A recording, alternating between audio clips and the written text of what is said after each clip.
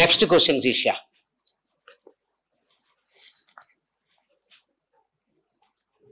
Explain.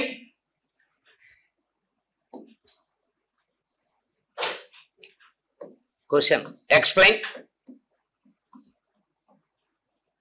the environmental effects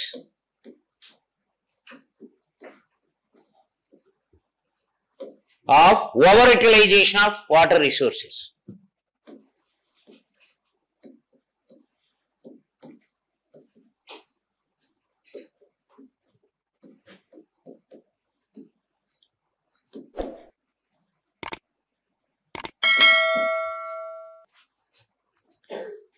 నీటి వనరుల అతి వినియోగం వల్ల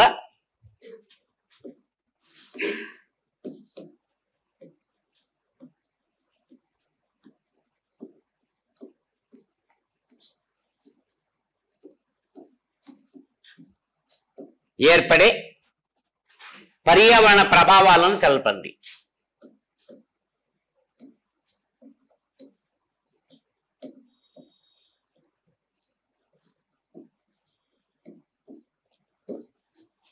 very very very simple way అయ్యా. అంతెందుకండి, డిగ్రీలోను ప్రతి డిగ్రీలోనూ ఉంది ఈరోజు ఎన్విరాన్మెంటల్ పేపర్ ఒకటి ఉంది. మళ్ళీ ప్రత్యేకంగా పోటీ పరీక్షలకు మీరు చదువుకోవాల్సిన అవసరం లేదు. ఇంటర్మీడియట్ బుక్స్ ఎత్తుకోండి, environmental books and degree books తీసుకోండి. అందుకనే కఠినమైన సిలబస్ పెట్టలేదండి. Very difficult sophisticated linked with pure సైన్స్లో పెట్టలేదు ఇక్కడ సిలబస్. అందుకే దీన్ని ఎత్తుకోపోయి ఎకానమీ వాళ్ళకి ఇచ్చారు. సిలబసే ఎకనామిక్ సబ్జెక్ట్ వాళ్ళకి ఎందుకు ఇచ్చారంటే let the syllabus will not be depth in to the scientific activity. శాస్త్ర సాంకేతిక పరిజ్ఞానంతో అనుసంధానం కాకూడదు. Let an ordinary man able to understand what is the ecological importance. పర్యావరణ ప్రాముఖ్యత తెలుసుకునే దానికి ఒక సామాన్య విద్యార్థి కూడా అర్థం కావాలి. దట్ ఈస్ వై అదే చెప్పాం మనం, ఎన్విరాన్మెంటలిజం పర్యావరణ విద్య కదండి, పర్యావరణ అవగాహన అనేది ఎందుకు పెట్టాం? అన్ని స్థాయిలో పెట్టేశారండి. ఇప్పుడు సిబిఎస్ఈ కూడా introduce right from 9th class, 9వ క్లాస్ నుంచి ఉందండి. ఇప్పుడు ఇంటర్మీడియట్లో ఉంది. సిబిఎస్ఈ అంటే సెంట్రల్ సిలబస్ అయితే దాన్ని 10th and 12th క్లాస్ అంటాం, ఇక్కడైతే మనం ఇంటర్మీడియట్ అంటాం కదా. డిగ్రీ స్థాయిలో కూడా ఉంది, పీజీ స్థాయిలో ఉంది, కాంపిటేటివ్ ఎగ్జామ్స్లో ఉంది. ఏ పరీక్ష రాసినా కూడా నీకు ఎన్విరాన్మెంట్ భాగంగా ఉంటుంది సార్ ఇక్కడ. అట్లని చెప్పి it is not that type of critical, అంత క్లిష్టతరంగా ఉండదు సిలబస్. ఉద్దేశమే అది. Okay, water is an important renewable resource. పునరుత్పత్తి వనరులలో అతి ముఖ్యమైనది నీరండి. Why it is called renewable అండి? ఊట వస్తూ ఉంటుంది, నువ్వు నీరును వాడే కొద్దికి మళ్ళీ నీరు ఉద్భవిస్తూ ఉంటుంది. అందుకని రెన్యూవబుల్ రిసోర్సెస్ అంటారు. నాన్ రెన్యూవబుల్ అంటే ఏమండి? మళ్ళా ఉపయోగించలేనిది. బొగ్గు కాల్ చేసావు, బూడిద వస్తుంది అంతే, మళ్ళా దాన్ని ఎత్తి మళ్ళీ ఉపయోగించుకోవాలి, అది దాన్ని ఏమంటాం? Non renewable. పునరుత్పత్తి వనరు కాదు. ఆల్మోస్ట్ ఆల్ మినరల్స్ అంతేనండి. లోహ వనరులు అంతా కూడా నాన్ రెన్యూవబుల్ కదా. అందుకే కదా మనం రెన్యూవబుల్ రిసోర్స్కి వెళ్దాం పవర్ ప్రొడక్షన్కి. ఈరోజు అదే ఎస్టిమేషన్, జియాలజిస్టుల ఎస్టిమేషన్ ఏంటంటే within 5 to 7 years the complete coal reserves in India will be disappeared. భారతదేశంలో ఉండే బొగ్గు నిల్వలు ఉండవండి ఆఫ్టర్ 5 to 10 years. అంటే అందుకని మనం ఏంటంటే ఇక మీదట మనం హైయెస్ట్ పవర్ ప్రొడక్షన్ దేని ద్వారా? థర్మల్, బొగ్గు ద్వారా వస్తుంది. దాని మీదనే ఆధారపడితే తీవ్రమైనటువంటి శక్తి సంక్షోభం వస్తుంది దేశంలో. అక్యూట్ షార్టేజ్ ఆఫ్ పవర్, తీవ్రమైన సంక్షోభం వస్తుంది. అందుకనే మనం we are going for renewable energy, wind energy, solar energy. ఎందుకు వెళ్తున్నాం? అది ఎటర్నల్. సూర్యుడు ఉండే అంతవరకు శక్తి ఉంటుంది, సూర్యుడే లేదంటే మనమే లేదు, విశ్వమే లేదు కదండి. ఏమని? Universe it self will disappear. That is the safest power generation అండి. తెలంగాణ రాష్ట్రం విజయవంతమైంది అక్కడే sir. It has succeeded in that level. ఈరోజు మిగులు లేకొచ్చింది రాష్ట్రం. రాష్ట్రం అవతరించినప్పుడు కొరత, ఈరోజు మిగులు. ఎందుకు ఆ విధంగా వచ్చినామంటే రెన్యూవబుల్ ఎనర్జీ సోర్సెస్ ఎక్కువ కాబట్టి. ఓకే, ఇంట్రొడక్షన్ అండి. Water is a renewable source of natural కదండి, పునరుత్పత్తి వనరు అండి. It is useful for survival of humanity, plant world and animal world.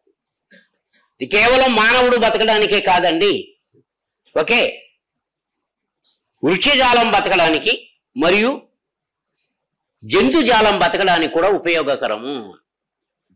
It is useful for human life, useful for plant life and useful for animal life. అందరికీ నీరు అవసరం. But such a valuable water, if they are over utilized, definitely create so many problems of environment. అంత విలువైనటువంటి జల వనరులను సక్రమంగా వినియోగించకపోతే, అతి వినియోగానికి వెళితే దుష్ప్రభావాలు పర్యావరణంలో వస్తాయి. వాటిని మనం పరిశీలించవలసి ఉంది. ఓకే, దట్ ఈజ్ ఇంట్రడక్షన్ అండి. వాటర్ రిసోర్సెస్ గురించి స్ట్రైట్గా ఒక 3 లైన్లు రాయండి, ఎక్కువ వద్దు. See, waters are of 2 types, surface water and ground water. ఉపరితల జలం, భూగర్భ జలాలు అని 2 రకాలు. వర్షం వల్ల వచ్చేటువంటి నీళ్లు ద్వారా ఏ రూపంలో ఉంటుందండి? ఇప్పుడు ఏంటంటే ఇన్ ఇండియా 90.14% ఆఫ్ వాటర్ ఈ సర్ఫేస్ వాటర్ అండి.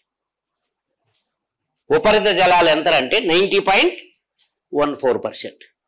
in the form of oceans, in the form of rivers, in the form of lakes, in the form of glaciers. హిమ సముద్రాలు. గ్లేషియర్ అంటే తెలియదా? మంచు. అదే కదండి మనకి ఇప్పుడు జీవనదులు ఎట్లా వచ్చినాయనంటే, మంచుండే హిమాలయ పర్వతాలు ఎండాకాలంలో కరిగిపోతాయి, గ్లేషియర్స్ వస్తాయి, హిమ సముద్రం అంటాం మనం. అట్లా మనకు జీవనదులుగా మనం ఉన్నాం. దానివల్ల ఉండే ఉపయోగం అదే మనకి. హిమాలయ పర్వతాల వల్ల ఉండే ఉపయోగం ఏంటంటే, even in summer we will be saved with scarcity of water. జీవనదులు రావడానికి కూడా అదేనండి. అందుకే మన జాతీయ గీతం చూడండి, పంజాబ్, సింధు అంటే చెప్తాం కదా, ఆ నదుల పేరంతా కూడా చెప్తాం మనం. అంటే it is imbibed the credit of the national level. ఆ రకమైనట్టు ఉంటుంది. 90.1% ఏ రూపాల్లో ఉంటుందండి? సముద్రాలు, నదులు, కుంటలు, ఏమండి, చెరువులు రూపాల్లో ఉంటుంది, మరియు హిమ సముద్రాలు, గ్లేషియర్స్ రూపాల్లో ఉంటాయి. The another type of water, it is what? Surface water. There is ground water అండి. Nothing but the remaining part అండి.